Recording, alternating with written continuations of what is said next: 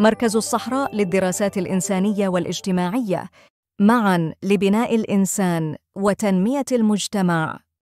نظم مركز الصحراء للدراسات الإنسانية والاجتماعية بشراكة مع كلية الآداب والعلوم الإنسانية بتطوان مائدة مستديرة في موضوع التصوف بالصحراء المغربية، العمق المغربي والامتداد الإفريقي بالمركز الإقليمي للامتحانات بالعيون يوم الجمعة 16 من مايو 2025 بمشاركة الأساتذة الباحثين الدكتور الطيب الوزاني عميد كلية الآداب والعلوم الإنسانية بتطوان، الدكتور محمد علي الجماني رئيس مركز الصحراء للدراسات الإنسانية والاجتماعية، الدكتور ياسين بن روان رئيس المجلس الأكاديمي لمركز الصحراء للدراسات الإنسانية والاجتماعية، الدكتور عثمان سيلوم رئيس اللجنة العلمية لمركز الصحراء للدراسات الإنسانية والاجتماعية.